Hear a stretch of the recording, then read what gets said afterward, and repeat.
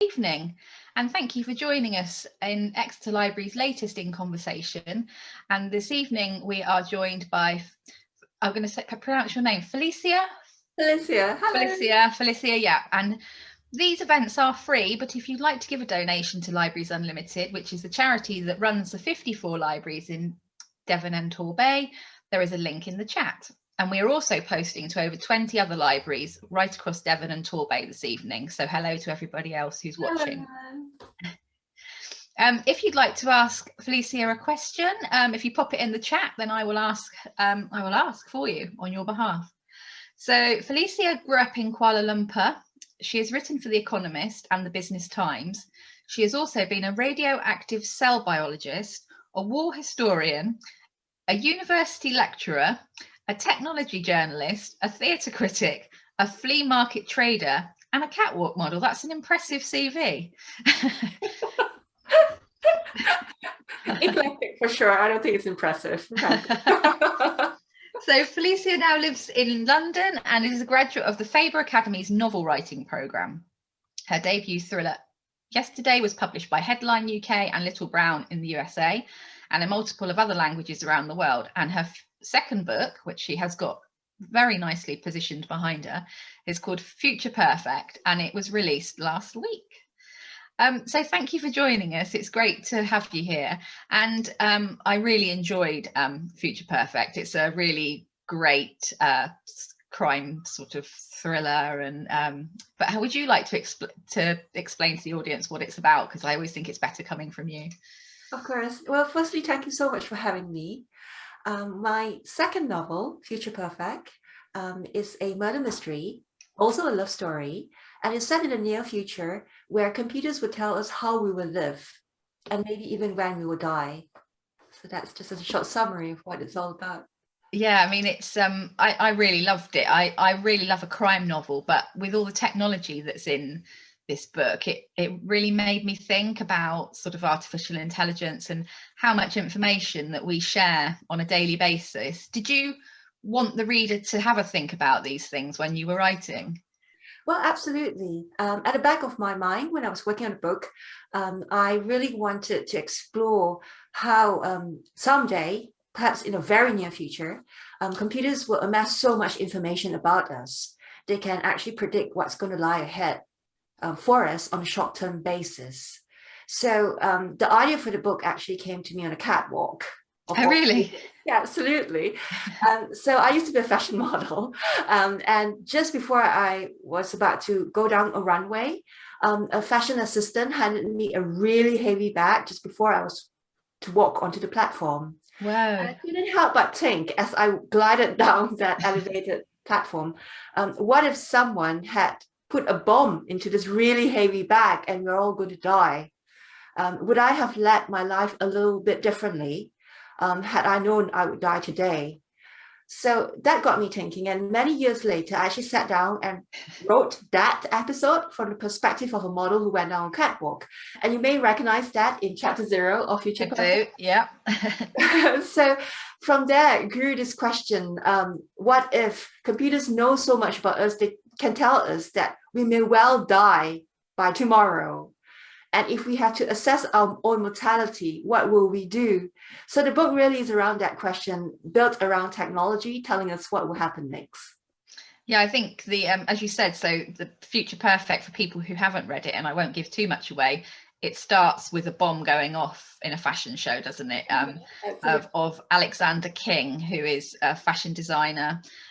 It's put in a handbag, and it really sort of, the book is non-stop from there, isn't it? It's very fast paced. And did you with the sort of the pace and the sort of story, did you want it to kick off like so that the reader was sort of engrossed quickly with that, so you wanted to keep on reading? Absolutely. I believe at one level that thrillers should have inbuilt ticking clocks in them, so that readers will keep turning the pages. So I do keep one eye on the clock when I'm writing my books.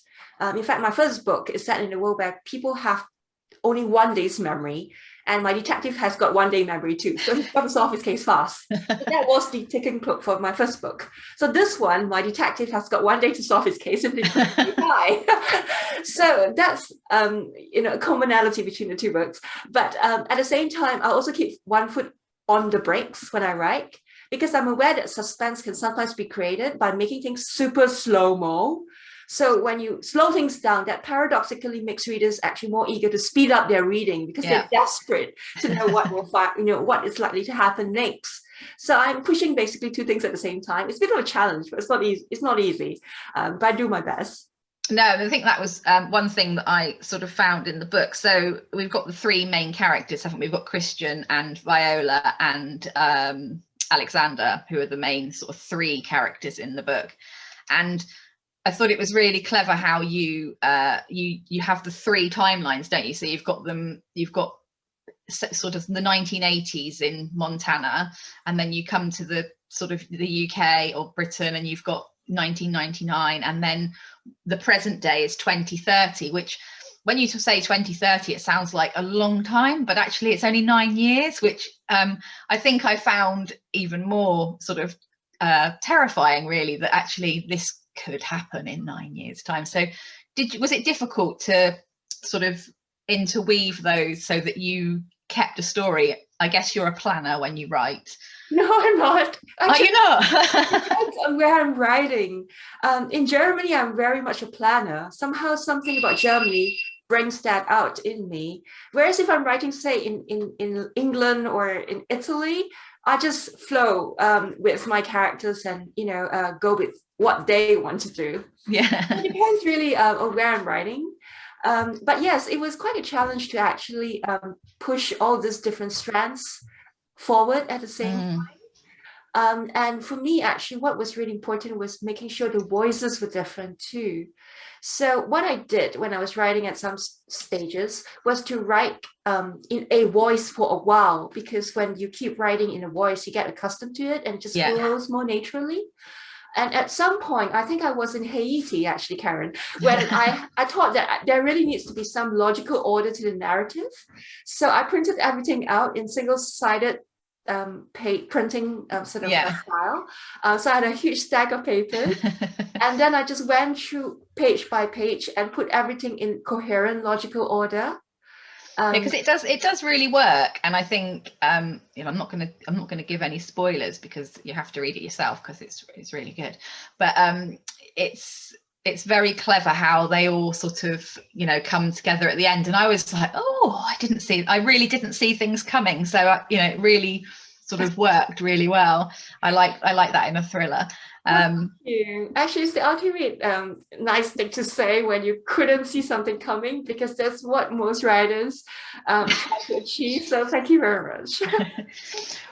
So you said that the inspiration was you did it because you thought about it in a fashion show. Was there anything else in the story that sort of you were inspired by, or did it sort of gradually just go from that sort of catwalk moment for you?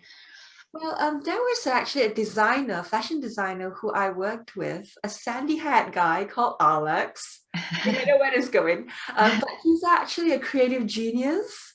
So at one show I did, he actually pulled out a piece of white satin, just plain cloth. Yeah. And he draped it around me and pulled out a pair of scissors and started cutting away.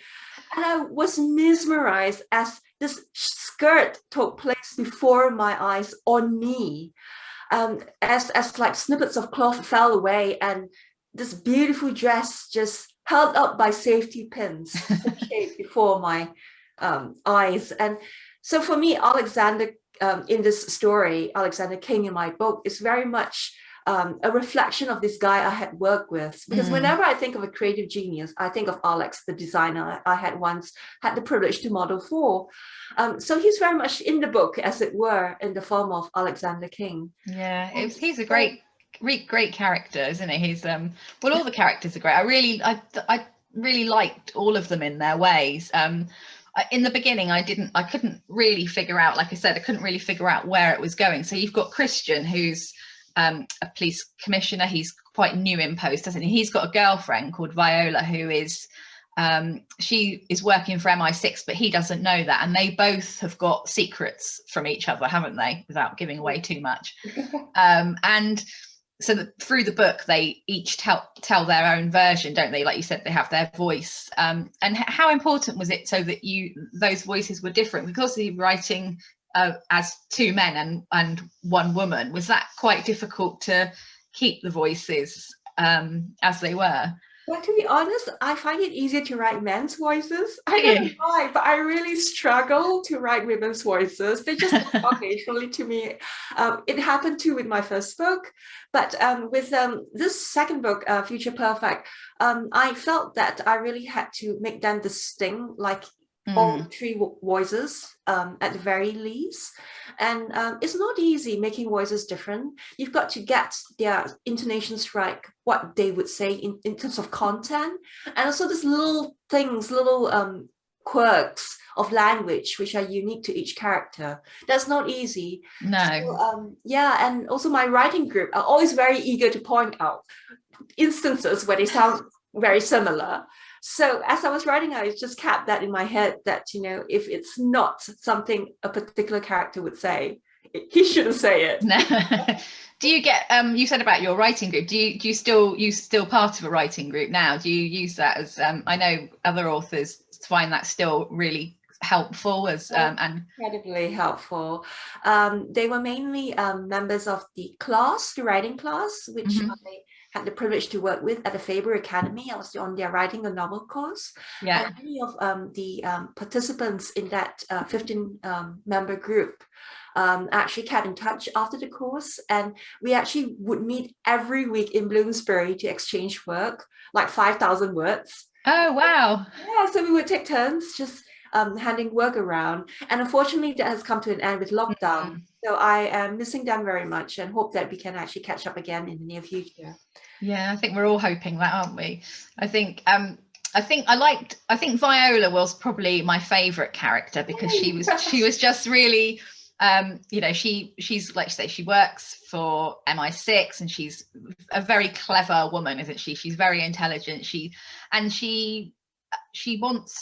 gets involved in using another app called Criminal X, which pulls out all possible suspects for a crime, which sounds horrifying when she's going through it, because actually it pulls up some quite interesting sort of people, doesn't it, when she puts them through the computer.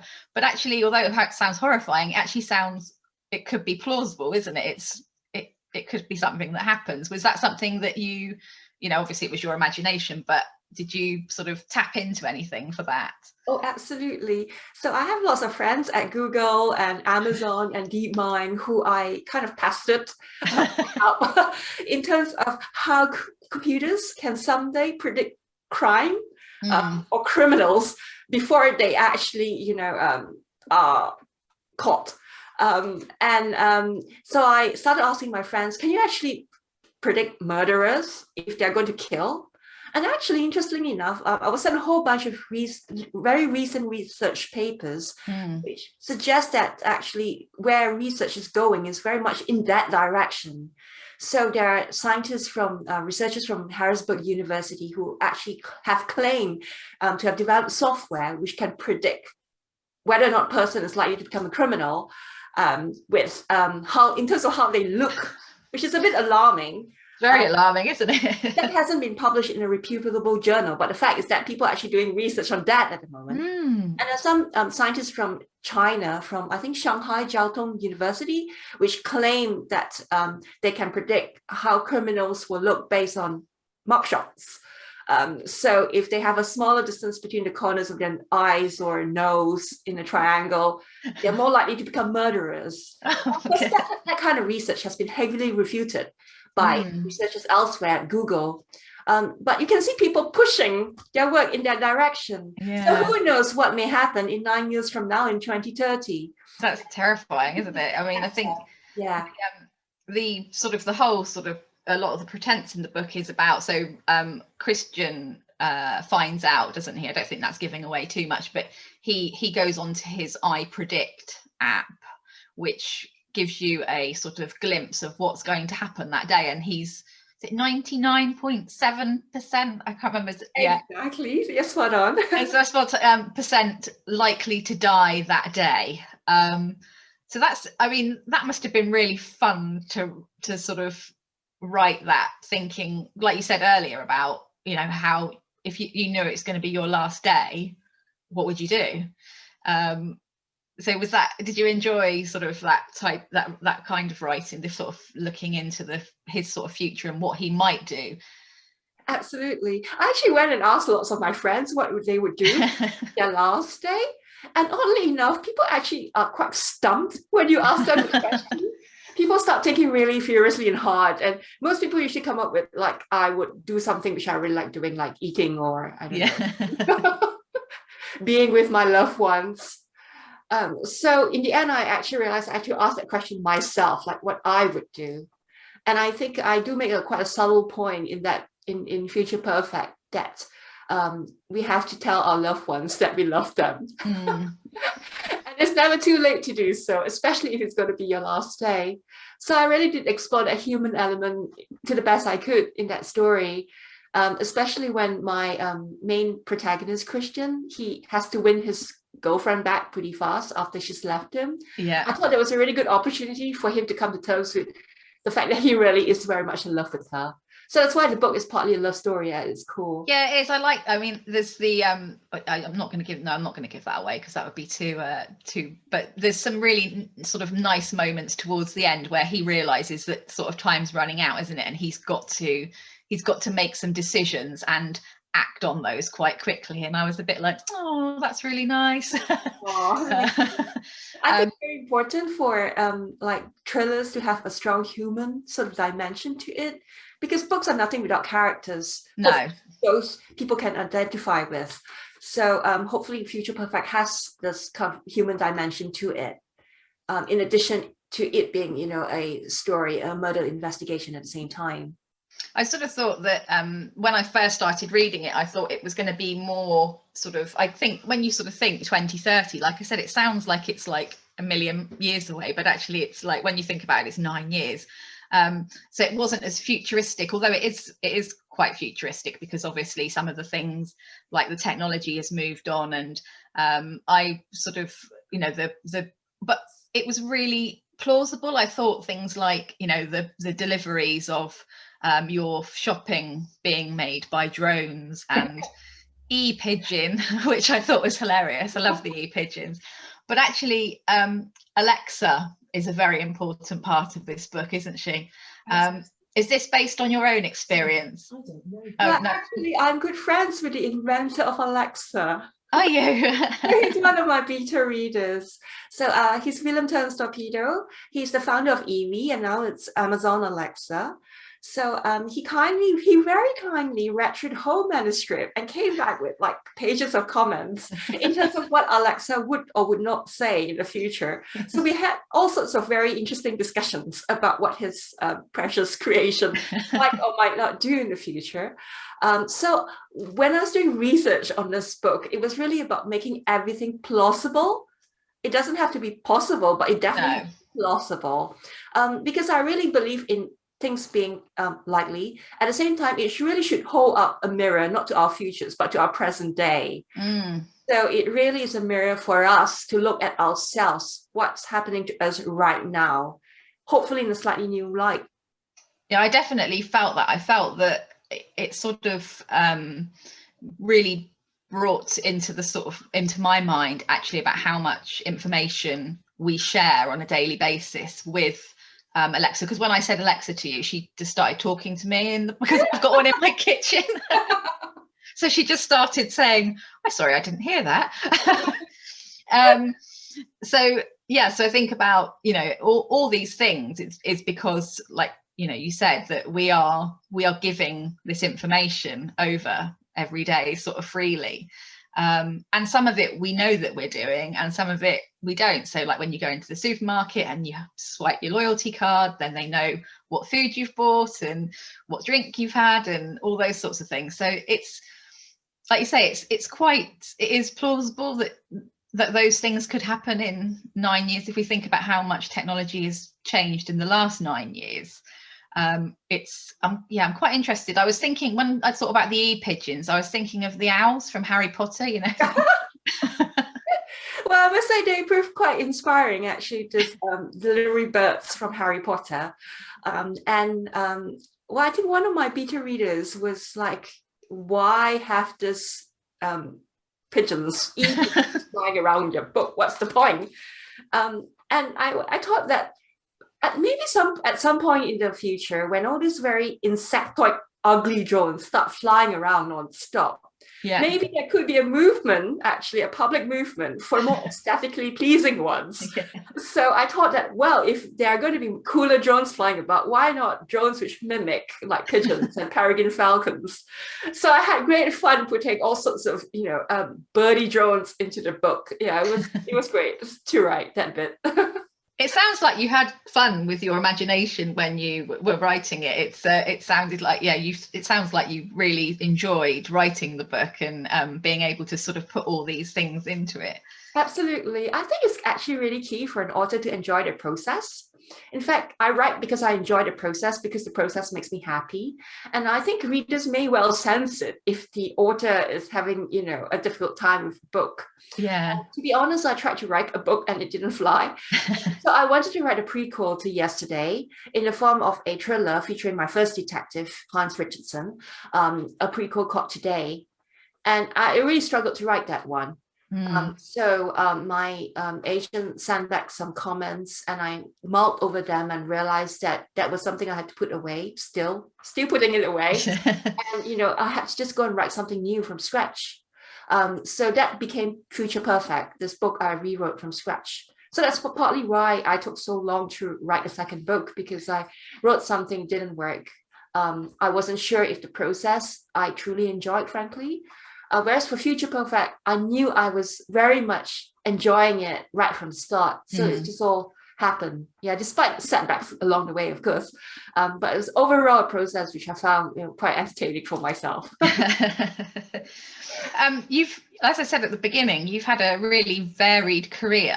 And you sort of touched on some of the things. Has this sort of really helped you with your writing and your themes, having that sort of background? And obviously you've got friends and colleagues that have helped you along the way as well. So absolutely. I would say that everything is useful for writers. Nothing in life is ever wasted. So it could be anything from conversations you've eavesdropped on in a radioactive lab, to articles you've written for technology journals, to research in history sitting in an archive somewhere. Everything comes back in the end. Everything is useful. So I've realized that from embracing life to its fullest to being open to everything, that really helps your writing, because big concepts like what will you do if you're going to die tomorrow? They're mainly empty canvases on which to hang stories on. They don't mean very much. I think what makes stories truly come alive are the small, lively details which populate them. And it's like very much a sequin or a button on a dress, a pretty one. They make a dress sparkle. They make a story shine. Yeah. So these small details are what really makes things more interesting for readers, at least I hope. Yeah, definitely. I think if you had the opportunity to use the I Predict app, would you use it, or would you prefer not to know? I would prefer not to know. I think I'm with you with that. About being able to predict the future. To be frank, I'm not really certain there are some things I really want to know. I think I'd be happy of not knowing. Yeah. And maybe my characters do come to a similar realization too towards the end, that I think what really makes us human is the beautiful unpredictability of life. I think there's a certain savage beauty to imperfection, as well as also a beauty to not knowing, because that's what makes life really interesting for us. Yeah, I agree. I don't think I'd want to know. I think not just because I wouldn't want to know if I was going to die that day, but I just think I like to get up and not know what's going to happen. I guess in some ways, if you're having a bad week, you might want to know if you're having a good day, but then that could go the other way as well. So absolutely. Yeah, I think if there are any things we need to know, it's probably the good things. Yeah. Actually keep us going. So like in lockdown, I've realized that a lot of things, in life is about having something to look forward to. So if there's anything I would like to know will happen next, probably the good ones, maybe. Yeah. Maybe we should just go and ask it whether we will definitely come out of lockdown on the 21st of June for good. Well, actually, that is a question I would ask if I had a chance.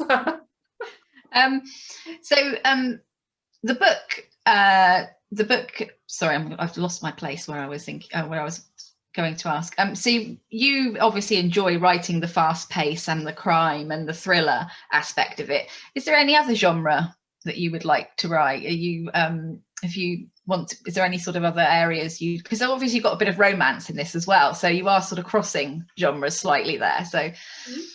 Well, I was a historian also in a previous life. I spent 10 years doing historical research at university. And so, I haven't yet ruled out the possibility of writing a historical novel someday. That's, another thing which I may explore in terms of my writing. And I also enjoy writing, newspaper articles for magazines. So there's always something I can go back to if I really want to. Yeah, historical fiction is, again, you can, I know I was speaking to another author who writes crime, and they said that they wrote a crime, but even then that ended up with a killing in it, which I actually, in quite a lot of historical books, quite often do if you're going to go down that theme. But yeah, it's but you enjoy the sort of fast-pacedness of the thriller and the sort of tricking in a nice way your reader into. Yes, although I haven't ruled out the possibility too of writing something a bit more slow-paced, but really getting to grips with a certain time period in the past where you can really explore how people lived, loved, and and hoped.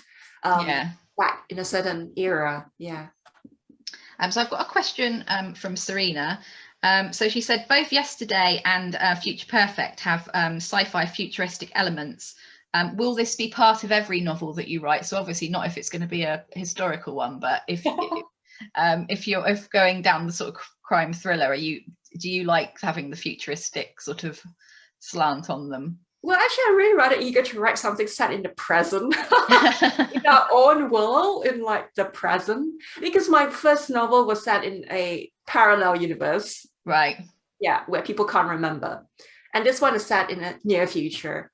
So I'm actually quite eager to write something maybe set before the pandemic. Yeah, you don't want to go down. Yeah. Real situation right now. I don't think anybody's going. I think it's interesting, isn't it? As anybody who's writing a book now, I've seen quite a few authors saying, do I bring it in? Do I ignore it? Do I pretend that, do I not use the year 2020 because we don't want to have masks and lockdown, because that's probably not going to make it very interesting. So you'll either have to go 2019 or 2021 or 22, maybe. Absolutely. Probably the safest is to go 2019, to be fair. Yeah. What do you like reading for pleasure? I'm quite eclectic in my reading preferences. So I'm currently doing my best to catch up on everything which I hadn't read yet. I think it's a perfect opportunity. So Definitely. Right now I have Daphne du Maurier's Jamaica in. Oh, that's such a good book. So I'm halfway through and really enjoying it. And more recently, I actually like reading literary fiction. As a sort of a enjoyable breather from looking at crime all day on my screen. So more recently, I loved Where the Crawdads Sing. I thought it was beautiful, that book. Yeah, I haven't read it yet, but I know lots of people who have, and it's on my list. I'm waiting. I've got so much to read, but I know that lots of people absolutely love that book. So yeah, it's Do you have a favorite book? Do you have one that you go back to, when you're feeling, down, or just you want to have some comfort? Or I don't have a favorite book. There's so many favorites out there which I can name, but I think books which inspire my writing, I can safely say that Daphne du Maurier's Rebecca is one of them. Yeah. And actually, I live in the Hampstead area, so during my walks from home, I actually would scoot up to the top of Hampstead Hill, where Daphne du Maurier used to live. It's a beautiful Georgian house, and I just walk by and look at it and think, if only I can write like her someday. I also love the works of Patricia Highsmith. I think The Talented Mr. Ripley is truly a masterpiece in how to convince readers that your villain, also the lead character, is actually worth cheering for. She does it with some great panache, and so I kind of take inspiration from both books for sure.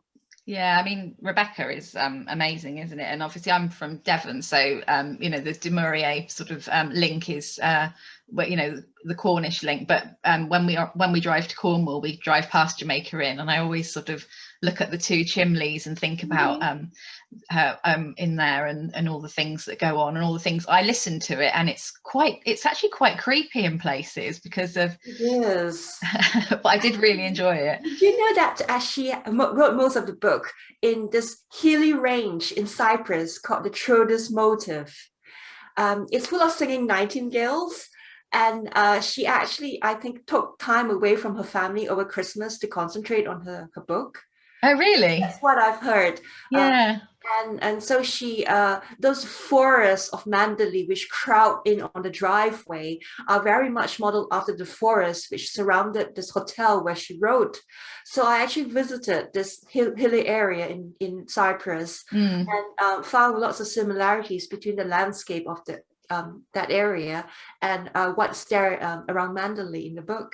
Oh, that's lovely. It's lovely, Mandalay, isn't it? It's such, because she lived at Ready Money Cove in Cornwall. She had a house down there, which so they still have like the festivals down there and things. But Jamaica Inn is I think Rebecca is my favourite because of Mrs. Danvers and also so many other books are inspired by Rebecca. I think so, yeah. I didn't read it until quite late in life. I thought she was a bit like Catherine Cookson, sort of that sort of older lady book. So I've always, when I was probably in my 30s when I read it, and I was a bit like, whoa, this is nothing like I expected. It's so what's next? What are you planning for your next book? Well, I wish I could tell you, lovely Karen, but I'm afraid I may jinx it if I tell you. Oh, really? In fact, no one has got a clue what I'm working on. Even my poor partner Alex, who has to listen to the sound of me typing every day, has not got a clue what this book is. Oh, really? Yes, so I've been so silent about it. My poor fiance hasn't got a clue either. Oh, well, I won't be able to prize that one out of you. He's tried, trust me. He's tried very hard to get the story out of me.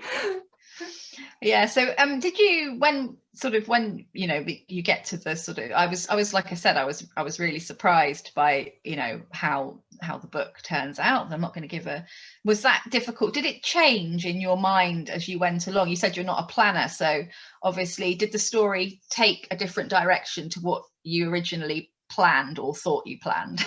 Absolutely. I think the best books probably not just take readers by surprise, but they take authors by surprise too. Yeah. So I think a good day of writing for me are days where I actually go, gosh, I didn't expect this coming. It's kind of cool. I've actually discovered something new and it's exciting, by my humble opinion. So I should just keep going tomorrow. There were many instances where my characters did and said things which took me completely by surprise. To give you one example, Viola, she wasn't supposed to be an MI6 agent at the start of the book. But by the end of it, she was very much one. So her character evolved and took me by surprise when I was writing it, which I hoped was a good thing. Definitely. So yeah, and there were also bits and pieces which I never foresaw at the start. In fact, the ending is very much an organic thing for both of my books. Both endings were very much organic developments. And the idea for the ending for my first book came to me on a train journey from Winchester to London. Oh, really? the other way around, London to Winchester. And I remember being very excited by that development in my head. And I called my partner as soon as I got off the train saying, I've worked it all out. And so very much the same happened with Future Perfect. The ending for the book, just took me by surprise. But that something works when you see it. So I just went with my gut feeling. Yeah, and I think did you find that sort of those moments where you're maybe not thinking about it is when it sort of pops up into your head? It's like you've got that sort of moment of clarity. I quite have the bath and the shower for me are sort of that moments where you're not thinking about anything and something pops into your head. Absolutely. So these moments sometimes happen at 4 a.m. Yeah. So I actually have a little notebook. I was going to say, do you have a notebook by your bed? Although not very much has been written in it. No. I just keep it there just in case I feel like writing, and even have a little pen, and you can flip it on and a little light comes to the edge of the pen. That's organization. So I won't disturb my partner in case, inspiration strikes at 4 a.m. I even have a light to write. But I think the most useful places for me are during journeys.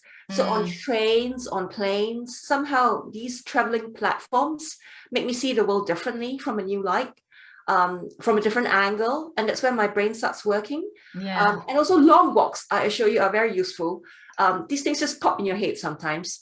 And you just go, oh, yes, that's the solution, which I was hoping. Yeah. So is we're coming up to the last sort of 5 minutes now. Is writing your sort of full-time career now, or do you still do other things as well? Right now I do write full-time for sure. Yeah. Yes. Yeah. Simply because it's lockdown. Yeah. So, the best thing one can do is write, I guess, during this period of hibernation. Yeah. But I do really enjoy it. So I hope to write full-time for the foreseeable future. But I'm also very keen to explore other things. So who knows what the future might bring? Who knows what will be on your CV next? I was interested. So how did you move from being sort of from being sort of in the laboratory as a radioactive-cell scientist to being a historian? That's quite a jump. Oh, that's an interesting story. So I was working with radioactive cells at the European Molecular Biology Lab in Heidelberg, Germany. It was quite a long experimental process where I would have to sit in the lab and just wait for things to happen. So when I was waiting for things to happen, I picked up a book. It's The Railway Man by Eric Lomax. It's now a film starring Nicole Kidman and Colin Firth. Yeah. But back then, no one had heard about it. So I was just reading it and I was like, this is a really cool subject.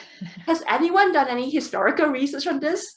I didn't know the answer to that. So I did some research on that research topic myself and then came to the conclusion that actually it's a very under-researched topic. And so I thought, maybe I should do a PhD on this. So I actually bravely sent in an application to Cambridge saying that I have a degree in biochemistry, but I would really like to do something researchy in history. And to my amazement, they actually say yes. And I didn't even have a writing sample. So back then I was doing theater reviews. So I had lots of dance reviews of stage dance performances in newspapers. So I sent them 2 dance reviews from my newspaper days. And amazingly, they said yes. So that's how I switched subjects from biochemistry to history. That's amazing. That's an amazing story. I think, I mean, I can see why your books are so sort of full of sort of the imagination and things, because you've had such an amazing life, and I imagine that there's going to be a lot more stories to come out. So, but thank you so much for joining us this evening. It's been an absolute pleasure, and I really enjoyed reading Future Perfect, and it's been a pleasure to speak to you this evening. It's such a pleasure speaking to you, Karen. Thank you so much for having me tonight. Thank you. And if you would like to read Future Perfect, you can order from Devon Libraries or also our friends at Crediton Community Bookshop. There is a link in the chat if you would like to buy yourself a copy. Our next In Conversation is a week today, the 30th of March, and that's with Naomi Ishiguro talking about her latest novel, Common Ground, which is at 7 o'clock. And all the details of these events and our upcoming events are on our Facebook page. And if you enjoyed this event, please like our page and leave us feedback. I get my words out. And if you are watching on YouTube, please like and subscribe to our page. Thank you again, Felicia, for joining us this evening. It's been an absolute pleasure, and good luck with the book. And we really look forward to finding out what happens next and what this secret project of yours is. Oh, thank you so much, Karen. Such a joy. Thank you. Bye-bye. Bye.